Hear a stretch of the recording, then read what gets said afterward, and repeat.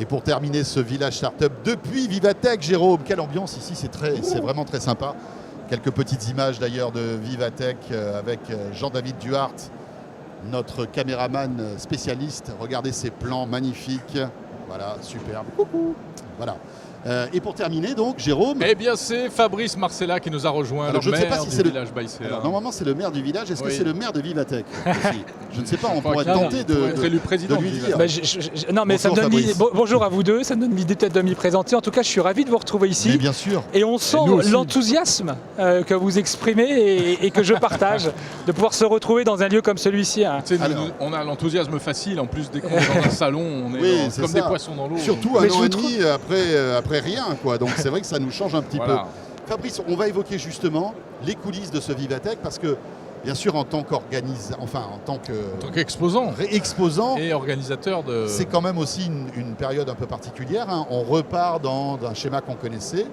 Et tu voulais nous raconter un petit peu tout ça. Et oui, vous savez tous les deux comment j'aime bien raconter les coulisses, parce que plein de choses en fait qui ne se racontent jamais, et que moi en tout cas j'ai la chance de vivre. Alors déjà on est à Vivatech. Vivatech c'est quoi? C'est peut-être intéressant de le rappeler. C'est le salon, c'est un des grands rendez-vous de la tech dans le monde.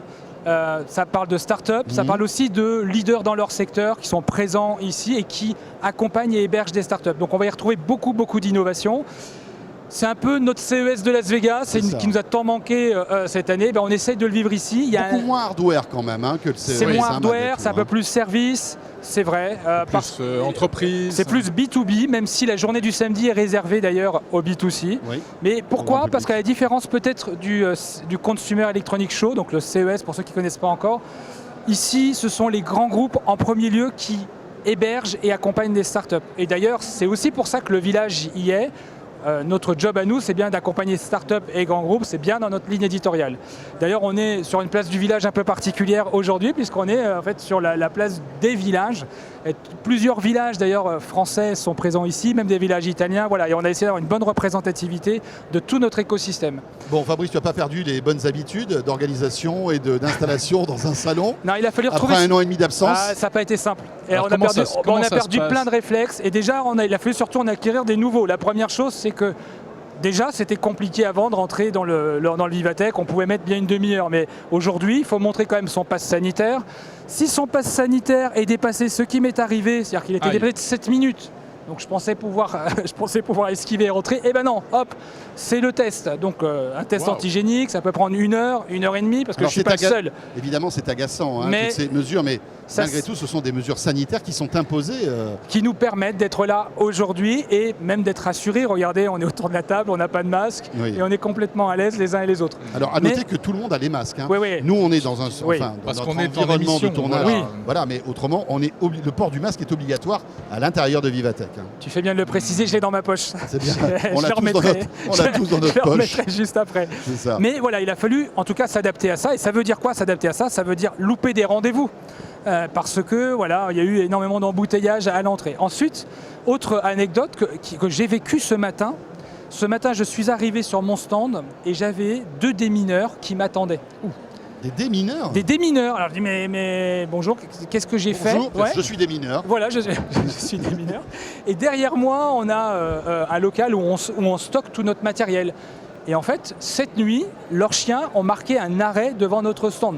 Ah bon? Pourquoi? Non pas parce qu'on avait des huiles essentielles qui étaient mises en avant par une startup de village, mais parce qu'on a un bras articulé qui utilise une huile qui est un des produits qui permet de fabriquer des explosifs. Incroyable. Donc cette nuit, Incroyable. la zone a été complètement gelée. Donc gelée, ça veut dire quoi? Ça veut dire que personne n'avait le droit de rentrer sur les stands. Uniquement les démineurs. C'est remonté au plus haut niveau de chez Vivatech. Je pense qu'on a mis, sans le vouloir, un peu le bordel dans le...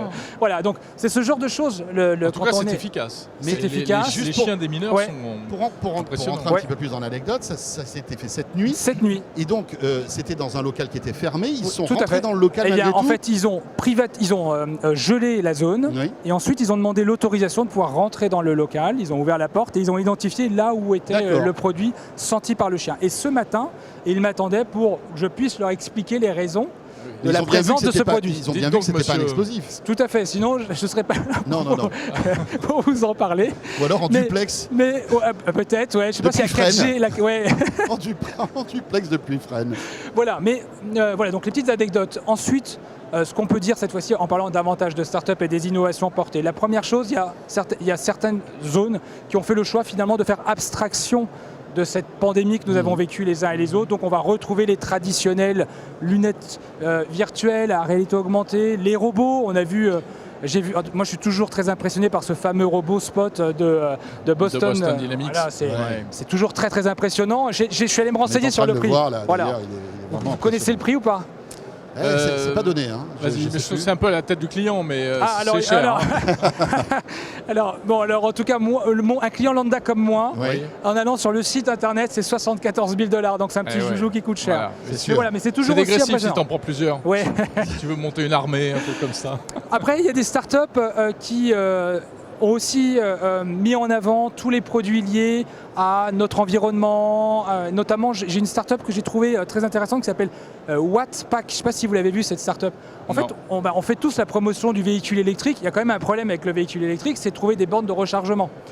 Et lui, ce qu'il propose, en fait, aux particuliers, c'est d'avoir des bornes que l'on peut installer dans sa maison et surtout la partager avec d'autres et monétiser ce partage. Ah oui, ça c'est très malin. Donc à la fois ça rend service à tout le monde et en plus ça permet de rentabiliser l'investissement. Donc ça j'invite vraiment à aller regarder. Il faut néanmoins une maison, il faut quand même donner la capacité à d'autres d'y accéder. On peut maison le mettre à l'extérieur. individuelle ou Maison individuelle. Individuel. Ouais, Immeuble. maison individuelle. Ouais, Alors maison effectivement oui, dans c'est-à-dire le qu'on le met sur collectif, la rue en fait. on le met sur la rue, on le met en fait sur le muret de clôture de sa maison et on permet aux gens de se stationner Tout à fait. juste devant.